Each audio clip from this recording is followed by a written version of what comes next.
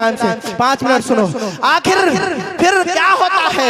फिर उस वक्त क्या होगा जब तकरीम के साथ अल्लाह अपने महबूब को बैठाएगा। खुद सरकार इरशाद फरमाते हैं, आकाए नामदार मदनी ताजदार रसूले ज़िवकार दोनों आलम के मालिक व मुख्तार हबीबे किरदगार इरशाद फरमाते हैं, मेरे रब ने मुझसे ये वादा किया है।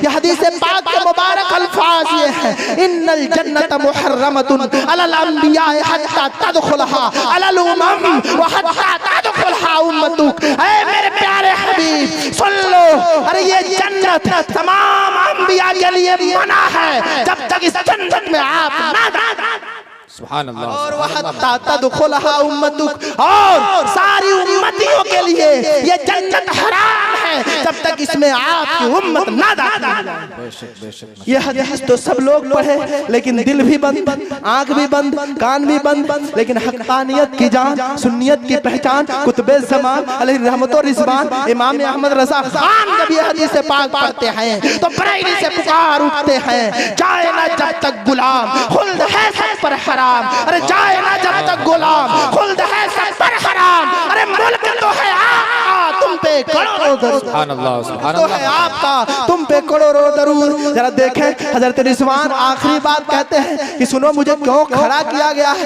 इन्नल्लाह अमरनी अन उसल्लिम बिमफातिहिल जन्नति इला मुहम्मद सल्लल्लाहु तआला अलैहि वसल्लम, कि सुनो मेरे रब ने इसलिए मुझे यहाँ खड़ा किया है कि मैं जन्नत की सारी चाबियां लेकर मेरे हबीब की बारगाह में हाथ माशाअल्लाह। बात तो बहुत है, लेकिन सुनो आखिरी बात। आखिर जो कुर्सी पे जलवा बार होंगे वो कुर्सी कौन सी कुर्सी होगी जिस पर आका तशरीफ फरमा हो।